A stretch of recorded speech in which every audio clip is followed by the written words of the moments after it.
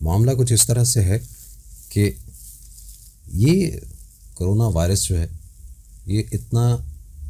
خطرناک نہیں ہے جتنا آسان اس کا پھیلاؤ ہے، اور اس کے پھیلاؤ کی وجہ سے جو ایک خوف ہمیں ہر طرف دکھائی دیتا ہے اور لوگ خوف زدہ ہیں اس سے. ہم نے ایک چیز پہ غور کیا کہ اس خوف کے باعث کس طرح سے ہم نے کہیں نادانستان طور پہ ہم اس چھوت کی بیماری کو اچھوت تو نہیں بناتے چلے جا رہے، اس کو اسٹیگمیٹائز تو نہیں کر رہے ہم لوگ کہ جیسے اور کئی بیماریاں ہیں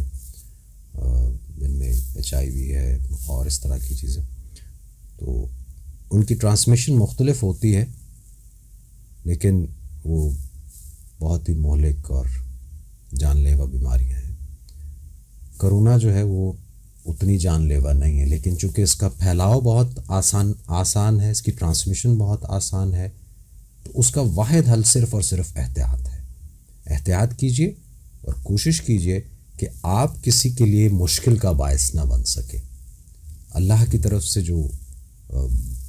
آپ کے لیے ہدایات کتاب حکمت میں لکھی ہوئی ہیں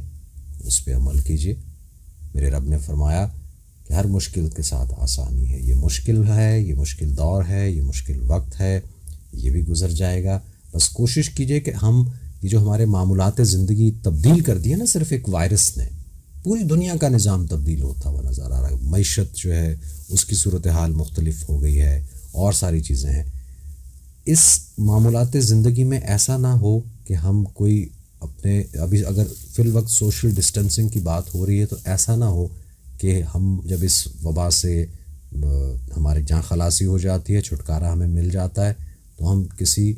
بجائے اس کے کہ انسان کو انسان سے جوڑے رکھنے کی بات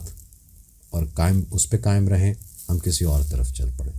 اگر کسی میں یہ وائرس ہے یا کوئی اس کا شکار ہو گیا ہے تو اسے چاہیے کہ وہ اپنا علاج کروائے، معالجین سے رابطہ کرے اور کوشش کرے کہ اپنے آپ کو کوارنٹین کرے، بچائے، اپنے آپ کو محدود کر لے تاکہ وہ دوسروں تک یہ وائرس نہ پھیل سکے. اور اس کو ہم پھر ایک دفعہ بات کروں کہ اس چھوت کی اس وبا کو چھوت بنانے کی کوشش نہ کریں.